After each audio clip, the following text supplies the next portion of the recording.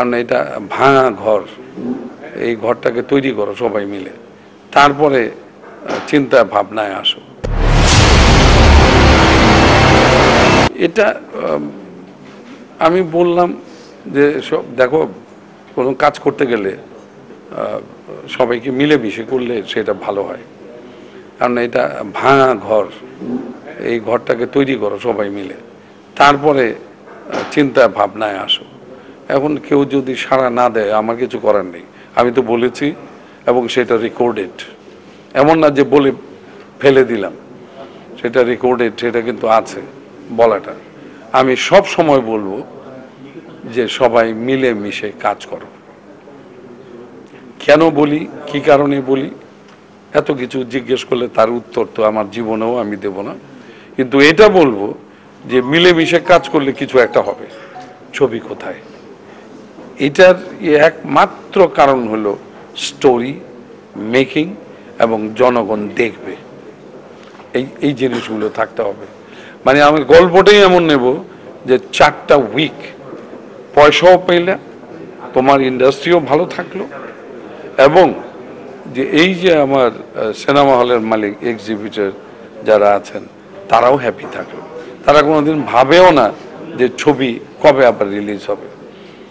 তো তখন যে ছবিগুলো হতো, সেই ছবিগুলো এক একটা হলে দেখা গেল যে এই যে jubilee, golden jubilee, silver jubilee কই, 100টা হলে চললে ওইটা কি গোল্ডেন জুবলি হয় নাকি? একটা হলে চলতে হবে, অথবা 10টা হলে চলতে হবে, অথবা 20টা হলে চলতে হবে, ইন্ডিভিজুয়ালি কাউন্ট হবে। কত উইক গেল, এই নির্মাতা তো থাকবেই।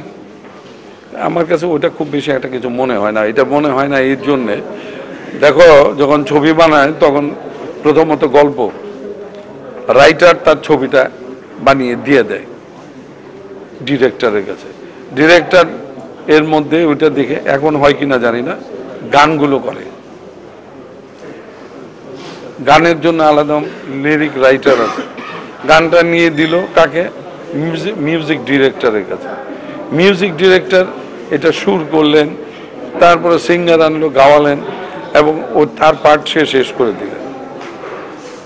তো এইভাবে যখন জিনিসগুলো চলে আসে, যদি প্রপার ওয়েতে হয়, তাইলে যে মেকারের মধ্যে অনেক আছে, আগ্রহ আছে না, অনেক এই ঋত্বিক ঘটক আর আরেকজনকে নিয়ে যদি চিন্তা করে, এটা হবে নাকি আমাদের দেশে? যেমন আতা ভাই, তারপরে আমজাদ হোসেন বা নারায়ণ দা বা কামাল ভাই, ওনারা যে ছবি বানিয়েছেন ওইটার সাথে তুমি তুলনা করতে পারবা অন্য কোনো ছবি, অন্য কোনো মেকারের? এটা তো সম্ভব না, এটা হয় না। একটা জিনিস কি, 29 বছর এর মধ্যে 2-3টে ছবিতে আমি অভিনয় করেছি, এখানে কোনোটার উপরে প্রভাব ফেলবে না আমি মনে করি না। না, নির্মাতারা তো নির্মাণ করেন, তাই না? কিন্তু একটা নির্মাতার ভেতরে যে জিনিসটা থাকা দরকার, সেটাও আছে আমার মনে হয়। যে খামতি যেটা পাই সেটা হলো যে পর্দায় আসে না, গল্পের একটা ব্যাপার আছে, গল্প, ডায়লগ। আমি তো ডায়লগ আমি দেখছি বেশ রিচ, অনেক ভালো, একদম কম না, কিন্তু ওই তারপরেও 1-2 হলে তো হবে না। আর এইখানে মনে করো যে 45টা 50টা, আমরা কিন্তু প্রতি বছর ধরে নিতাম 45টা থেকে 50টা 60টা ছবি রিলিজ, আর সঠিকভাবে চালাতেও পারতো না। এর কারণটা হলো একটাই, যেটা হলো যে ছবিটি তুমি রিলিজ করলা ও তো হল থেকেই নামে না। আর এখন চিন্তা হচ্ছে হলের মালিকদের যেটা, যে এই উইকে তো আমি ছবি রিলিজ করলাম, আগামী উইকে। ক্রিয়েটিভ সলিউশনের সকল দর্শক,